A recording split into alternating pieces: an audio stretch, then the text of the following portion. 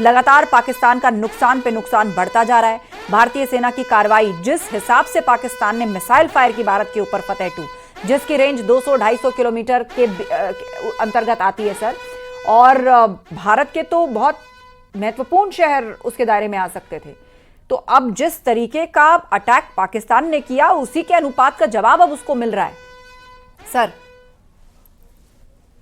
ये जैसे दूसरे पैनल स्पीकर ने, डिफेंस एक्सपर्ट ने बताया था, एंड गेम हारते हुए पक्ष का इसी तरीके से सर एक और बड़ी खबर आ रही है, क्योंकि हालात युद्ध जैसे हैं तो ब्रेकिंग्स लगातार आ रही है। डल झील में मिसाइल जैसी चीज गिरी है, काफी दूर तक इस धमाके की आवाज सुनाई दी है। यह बहुत बड़ी खबर है।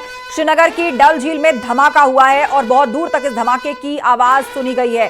डल झील में मिसाइल जैसी चीज आकर गिरी है, काफी दूर तक धमाके की आवाज सुनाई दी है। यह बहुत बड़ी खबर। श्रीनगर की डल झील में तेज धमाका सुना गया है और कोई मिसाइल जैसी चीज यहां पर गिरी है, बहुत दूर तक इस धमाके की आवाज सुनाई दी है। पुष्कर जी हमारे साथ हैं। सर, ये बहुत बड़ी खबर आ रही है, श्रीनगर की डल झील में मिसाइल जैसी चीज गिरी है। बौखलाया पाकिस्तान अब इस तरीके की हरकतें कर रहा है। नागरिक जहां पर होते हैं, आमतौर पर रिहाइश जहां पर है, उन जगहों को निशाना बना रहा है। डल झील में भी धमाके की खबर है।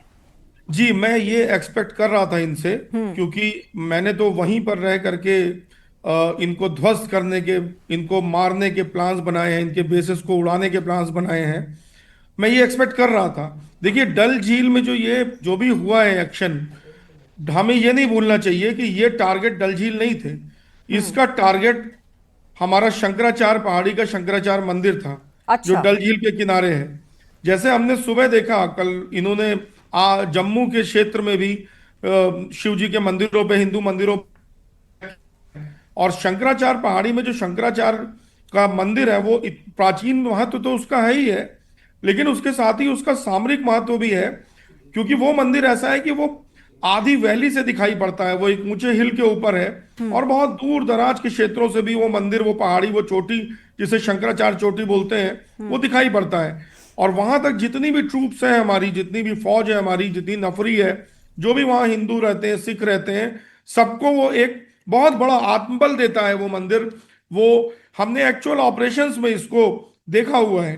तो उस मंदिर को नष्ट करने का ये प्रयास, जहां तक मुझे मैं 90% इस बात पे पूरी तरह से एग्री करता हूं कि इन्होंने उस मंदिर को टारगेट बनाया, और इस नीचता पे ये उतर आए हैं कि अब हमारे सिविलियन एरिया में, हमारे धार्मिक स्थानों को ये निशाना बना रहे हैं। प्लस एक और बहुत बड़ी बात इसी के साथ मैं कहना चाहूंगा कि हजरत बल दरगाह भी वहीं पर है, और इस दरगाह के बारे में एक, मैं अभी क्लासिफाइड है तो मैं बता नहीं सकता, लेकिन मैं आपको बीच में रोकना चाहूंगी। इस वक्त की बड़ी खबर अपने दर्शकों को बताएंगे। बड़ी खबर इस समय की, पाकिस्तान से निपटने की रणनीति पर मंथन हुआ है।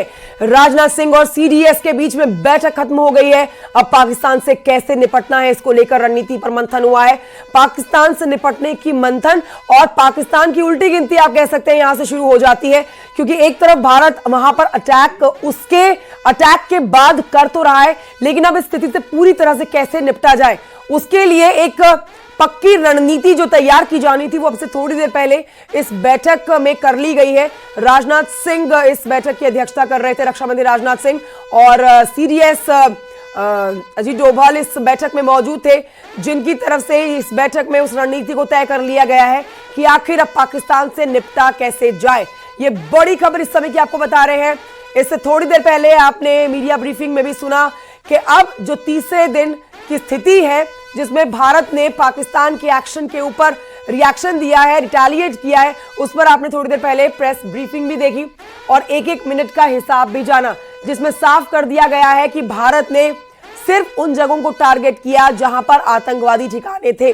अब से थोड़ी देर पहले राजनाथ सिंह और अजीत डोभाल सीडीएस, उन्होंने बैठक की है और अब बीच का रास्ता निकालने की कोशिश की गई है। इस बैठक में मंथन किया गया है कि पाकिस्तान को अब किस तरह से घुटनों पर लाया जाए। एक तरफ पाकिस्तान, आप कह सकते हैं कि ऐसे हालात में है कि वो युद्ध जैसी स्थिति को लंबे समय तक नहीं चला सकता, लेकिन पाकिस्तान जो कह रहा है कि हम अटैक नहीं करेंगे, बार बार अपने बयानों से पलटता है, उसके बाद पाकिस्तान फिर बाद में अटैक करता है। तो इस स्थिति से पूरी तरह से निपटने के लिए बैठक खत्म हो चुकी है। विनीत हमारे सहयोगी हमारे साथ बने हुए हैं, लगातार जानकारी दे रहे हैं। विनीत, ये बैठक बहुत महत्वपूर्ण, आज मीडिया ब्रीफिंग जो से थोड़ी देर पहले हुई वो भी बहुत महत्वपूर्ण रही, जिसने ये समझा दिया कि हम अभी भी युद्ध के रास्ते में नहीं जा रहे हैं। हमने सिर्फ उन जगहों को टारगेट किया है जहां पर पाकिस्तान के आतंकवादी है। और अब राजनाथ सिंह और अजीत डोभाल जी की जो ये मीटिंग खत्म हुई है, इस पर पाकिस्तान से निपटने की रणनीति पर मंथन हुआ है। इस बैठक से निकलकर आने वाली बड़ी बात हमारे दर्शकों को बताएं। जी, निश्चित तौर पर मैं आपको बताना चाहूँगा कि सीडीएस के साथ जो है वो रक्षा मंत्री राजनाथ सिंह की बैठक हुई है और साफ तौर पर इसमें जो है वो डिस्कशन हुआ है कि आखिरकार भारतीय सेना की जो स्थिति है, या भारतीय सेना हो, वायुसेना हो, नौसेना हो, उनकी जो स्थिति है वो किस तरह से जवाबी कार्रवाई जो है वो कर रहा है। एक बड़ी बात यहाँ पर मैं आपको बताना चाहूँगा कि जिस तरह से पाकिस्तान के विदेश मंत्री का यह बयान आया है कि उनकी बातचीत जो है वो अमेरिका के विदेश मंत्री के साथ हुई है और अब गेंद जो है वो भारत के पाले में है, तो निश्चित तौर पर भारत की ओर से लगातार यह कहा जा रहा है कि भारत जो है वो जवाबी कार्रवाई कर रहा है। अगर हम बात करें 6 और 7 में तारीख की रात को जो भारत ने ये कार्रवाई की थी वो जवाबी कार्रवाई थी, आतंकी ठिकानों के खिलाफ कार्रवाई थी।